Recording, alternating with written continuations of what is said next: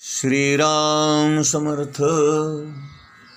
गोपाल कृष्ण भगवान की जय. ओवी क्रमांक 260. जैसी चंदनाची मुळी, गिवसोनी घेपे व्याळी, ना तरी उलबाची खोळी गर्भस्थासी. ज्याप्रमाणे एखाद्या चंदनाच्या झाडाभोवती मुळाभोवती साप विळखे घालून वेटोळे घालून बसलेले असतात, त्याप्रमाणे गर्भामध्ये असलेल्या गर्भाला ही जी वार असते ती व्यापून टाकते. हे जे काही ज्ञान आहे त्याला काम क्रोधाचं वासनेचं आवरण असतं.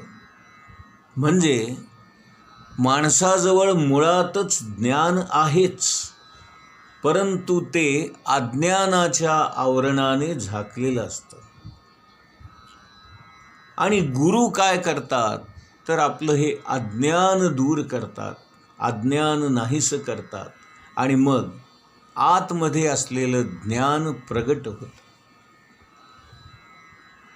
एका सत्पुरुषांना ज्ञानप्राप्ती झाली तेव्हा ते फार आनंदित झाले. लोकांनी विचारलं, का हो, काय झालं? तर ते म्हणाले, जे मिळवायचं होतं ते मिळालं. यावर त्यांना विचारलं, म्हणजे काय नेमकं तुम्हाला मिळालं? तर ते म्हणाले, नाही, माझं चुकलं. मी मिळवलं नाही, तर माझं जे हरवलं होतं, जे माझं नव्हतं ते हरवलं, पण जे माझं होतं ते माझ्यापाशीच होतं आणि ते माझ्याजवळच आहे हे मला कळलं, समजलं. म्हणजे याचा अर्थ असा की ज्ञान हे आपल्याला बाहेरून मिळवायचं नसून ते आपल्या आतच असतं, परंतु त्यावर असणारा अज्ञानाचा विळखा किंवा अज्ञानाचं आवरण आपल्याला दूर करायचं असतं. म्हणजे मग आपल्याला ते आतच आहे याचा शोध लागतो आणि माझंच होतं आणि माझ्याजवळच होतं आणि ते मला आज सापडलं, असा याचा अर्थ आहे. ज्याप्रमाणे एखादी स्वीण बाळंतपणामध्ये आईच्या गर्भातून त्या बाळाला बाहेर काढते, म्हणजे ती नवीन मूल काही निर्माण करत नाही, तर असलेलंच मूल त्या वारेच्या आवरणातून वेगळं करून त्याला बाहेर काढते. तसं माणसाच्या अंतःकरणामध्ये भगवंताचं जे ज्ञान आहे ते आपणच आपल्या अज्ञानाचा हा विळखा दूर करून आपणच आपलं ज्ञान प्रगट करून घ्यायचं असतं. परंतु हे आपल्या सामर्थ्याने आपल्याला करता येत नाही आणि म्हणून गुरूंना शरण जाऊन गुरूंची मदत घेऊन त्यांचं सहाय्य घेऊन त्यांची कृपा संपादन केल्याशिवाय आपल्याला हा अज्ञानाचा विळखा बाजूला काढता येत नाही. ज्ञानेश्वर महाराज एक फार सुंदर दृष्टांत देतात. ते म्हणतात की आपल्या मनावर एक सावट आलेलं असतं, ज्याला आपण देहबुद्धी असं म्हणतो. गुरु काय करतात, आपल्या मनावर आलेलं हे देहबुद्धीचं सावट नाहीसं करतात आणि आत्मबुद्धी प्रगट करतात. समर्थांनी म्हणूनच ठेवलंय, ते म्हणतात, देहबुद्धी ती आत्मबुद्धी करावी, सदा संगती सज्जनाची धरावी. त्यांनी चंदनाच्या झाडाचा दृष्टांत दिला. साप आणि नाग हे परमार्थामध्ये अहंकाराचं प्रतीक म्हणून वापरले जातात.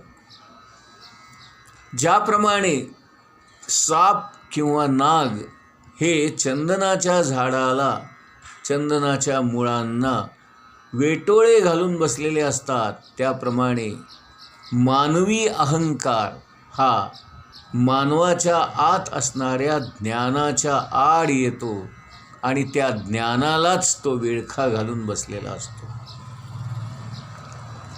आता गंमत अशी आहे की साप जरी आपल्याला दुरून दिसला तरी आपल्याला त्याची भीती वाटते आणि त्याच्या जवळ देखील आपण जायला आपल्याला घाबरायला होतं. आणि म्हणून हा अहंकार रूपी, हा अज्ञान रूपी साप काय करतो तर लांबूनच आपल्याला घाबरवून टाकतो, भीती दाखवतो. आता अज्ञानाचं लक्षण काय आहे हे मला कळतंय, मी जाणतोय, परंतु आपल्याला त्याच्या जवळ जायची भीती वाटते. महाराजांचं एक वाक्य फार सुंदर आहे या बाबतीत. ते म्हणतात, मला काहीही कळत नाही हे ज्याला कळलं त्यालाच खरं कळलं. किती विचित्र आहे ना ऐकायला. एक विद्वान वैद्य होते आणि ते शास्त्री बुवा सुद्धा होते. ते महाराजांकडे येत असत आणि महाराजांची दाढी आणि कटिंग करण्यासाठी एक न्हावी देखील तिथे येत असे. हा न्हावी हा सुद्धा वेदांती होता. महाराजांचं त्या न्हाव्यावर देखील फार प्रेम होतं. या न्हाव्याच्या बायकोनी एकदा महाराजांना आपल्या घरी बोलवलं. महाराज त्याच्या घरी गेले. त्यांच्याबरोबर हे शास्त्री बुवा पण गेले होते. तिथे एक चिमणी जळत होती. चिमणी म्हणजे त्या काळामधला एक प्रकारचा दिवा की ज्याला एक छोटीशी वात असते आणि ती वात पेटवलेली असते आणि ती विझू नये म्हणून काचेचा एक छोटासा गोळा त्या वातीभोवती लावलेला असायचा. त्याला पूर्वीच्या काळी चिमणी म्हणायची. तर ती चिमणी पेटवलेली होती आणि ती जळत होती. महाराजांनी त्या शास्त्री पंडितांना विचारलं, अहो हे काय आहे? तर ते म्हणाले, ही चिमणी आहे. मग महाराज म्हणाले, ही कशी जळते? त्यावर कासेगावकर म्हणाले, मला काही कळत नाही. यावर महाराज त्यांना म्हणाले, शास्त्री बुवा, आपण मला काही कळत नाही हे जे बोललात ते मला फार आवडले. हे सांगण्याचा हेतू काय? तर अहंकार जर असेल तर तो आपल्याला या ज्ञानाच्या जवळपास देखील जाऊ देत नाही. आणि म्हणून खरा ज्ञानी कोण? ज्याच्यापाशी अहंकाराला थारा नाही, अहंकाराला जागा नाही, तो खरा ज्ञानी. ओवी क्रमांक 261. का प्रभाविण भानू धूमे विण हुताशनू, जैसा दर्पण मळहीनू काहीच नसे.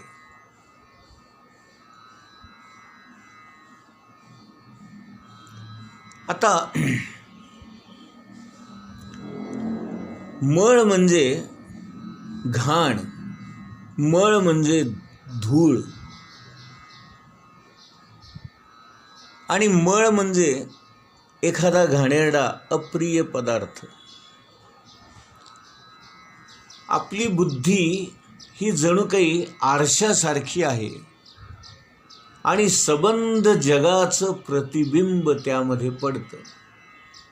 आणि मग असा हा आरसा स्वच्छ हवाना, मग हा जो दर्पण आहे, हा जो आरसा आहे, तो मळहीनच असला पाहिजे, निर्मळच असला पाहिजे.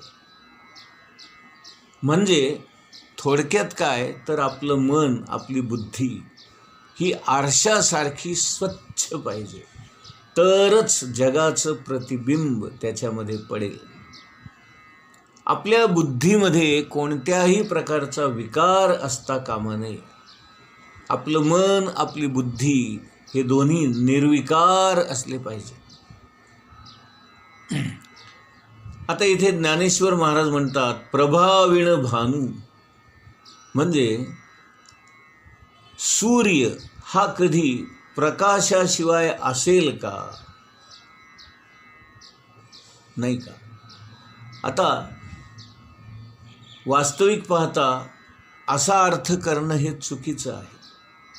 कारण प्रभा याचा अर्थ, खरा अर्थ छाया असा आहे.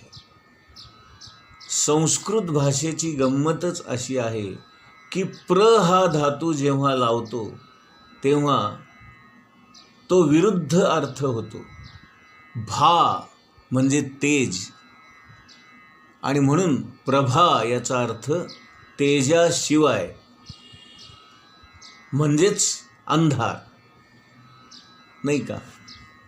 म्हणजे जिथे अंधार आहे त्याला प्रभा असं म्हणतात. आणि आपण व्यवहारामध्ये प्रभा म्हणजे प्रकाश असा अर्थ करतो. मुळात आपला हा अर्थच चुकीचा आहे. भा म्हणजे तेज, आणि त्याला प्र हा धातू लागला म्हणजे तेजापासून दूर होणे, म्हणजेच अंधार, म्हणजेच काळोख. मग आता इथे ज्ञानेश्वर महाराज म्हणतात, सूर्य उगवल्यावर काळोख कसा असेल बरे? म्हणजे प्रभाविण भानू याचा खरा अर्थ असा घ्यायचा आहे की अंधाराशिवाय सूर्य, अंधाराशिवाय सूर्य. आता ही प्रभा नेमकी कुणाची, नाही का?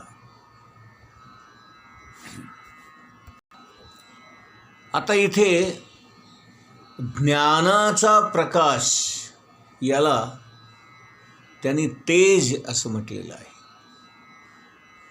आणि अज्ञानाला अंधार म्हटलेलं आहे, नाही का? आता सूर्य उगवला म्हणजे आपल्याला ज्ञान प्राप्त होतं, मग तिथे अंधार कसा असेल, म्हणजेच अज्ञान कसं असेल, असा त्याचा अर्थ घ्यावा लागेल. आता इथे थोडंसं आपण आणखीन खोलात शिरून याचा अर्थ बघूया. अज्ञान म्हणजे काय? जिथे ज्ञानाचा अभाव असतो त्याला अज्ञान म्हणायचं. एक वेळ हा अभाव असणं बरं, परंतु आपण शहाणे नसून सुद्धा आपल्याला मी शहाणा आहे असं जे वाटतं त्याला परमार्थिक भाषेमध्ये विपरीत ज्ञान असं म्हणतात. आणि हे जे विपरीत ज्ञान असतं ते अज्ञानापेक्षाही बाधक असतं. आणि म्हणूनच महाराज नेहमी म्हणायचे, मला खेडेगावचे भोळे भाबडे माणसं आवडतात. का? कारण ती अज्ञानी असतात, परंतु शहरी माणसासारखी स्वतःला शहाणी समजणारी ती नसतात, आणि म्हणून मला ती आवडतात. या दृष्टीने जर आपण विचार केला तर एखादा भोळा माणूस बरा,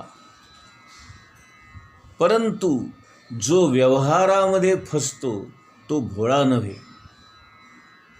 खरं मला कळत नाही, आपण सांगाल तसं मी करतो, असा ज्यांचा भाव असतो त्याला भोळा असं म्हणायचं. आणि अशी भोळी माणसंच गुरूंची आज्ञा पालन करू शकतात. तुमच्या आमच्यासारखी माणसं जी स्वतःला शहाणी समजणारी असतात ती आपण स्वतः शहाणे असल्यामुळे गुरु आपल्याला काय सांगणार या भलत्या भ्रमामध्ये असतात, आणि गुरु जे सांगतात तिकडे ते लक्षच देत नाहीत, किंवा गुरूंनाच काही कळत नाही असं आपण त्यांच्यावर शिक्का मारून मोकळे होतो. आणि म्हणून ही जी स्वतःला शहाणं समजणारी मंडळी असतात ती परमार्थामध्ये जास्त घातक असतात. आणि अशी माणसं गुरूंच्या आज्ञा पालन करू शकत नाहीत. परमार्थाच्या बाबतीमध्ये एक गोष्ट फार महत्त्वाची आहे आणि ती म्हणजे आपल्या बुद्धीला, आपल्या मनाला वळण लावण्यासाठी आपल्याला कुणाचं तरी ऐकायला शिकावं लागतं. कारण आपली बुद्धी ही फसवी असते आणि म्हणून आपण संत सज्जनांच्या सहवासात राहावं, त्यांचं ऐकावं. जो अनुभवी आहे, जो ज्ञानी आहे आणि जो आपला हितचिंतक आहे, कल्याण करणारा आहे, अशा माणसाचं आपण ऐकावं. जो स्वतः निस्वार्थी आहे आणि आपल्या हितासाठी धडपडतो आहे, अशा माणसाचं तर आपण निश्चितपणे ऐकावं.